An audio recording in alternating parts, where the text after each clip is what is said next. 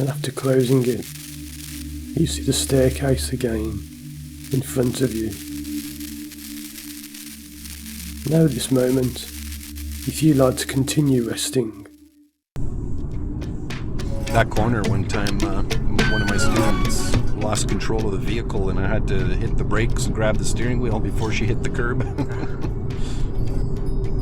At the traffic lights, we're going to turn right. Just wait till you're past this driveway, okay? For your signal, right on. Yeah, you don't want to confuse them. Mm-hmm.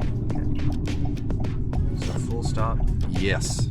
Turn the wheels to the right, and I can go. Yeah, because they're still facing a red light up here.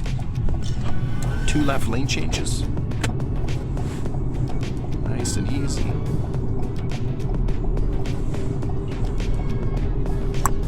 You got it. Ooh, that guy's backing up at the intersection here. Look at that. Huh. Unsafe. That's illegal. Never do that. And even fall asleep if it's safe to do so. You may choose to stop this recording now and drift into a beautiful sleep.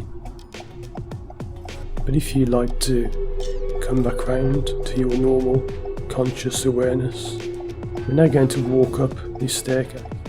Do you know what that's for? This? Yeah. Is it midday? No. So right now this is daytime driving. That's nighttime driving.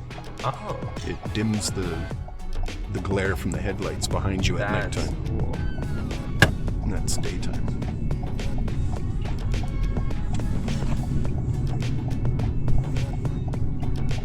Some vehicles have an electric that's all automated. It just dims the mirror for you.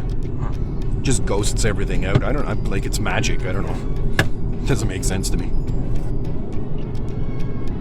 I had no idea.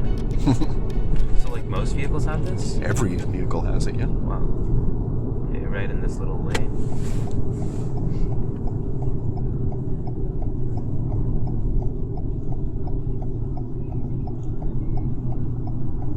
One in the crosswalk. I use that setting often at nighttime there because my eyes are really sensitive.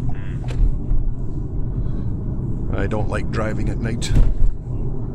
You have 20/20 vision, I'm assuming. No, No? no, my eyes are bad. Without my glasses, everything's blurry. Can't see nothing. Let's make a left lane change here. And there are now only 5 steps. And you'll find that as we go up from step 1, when you reach step 5, you'll be fully awake, fully alert, and ready to continue.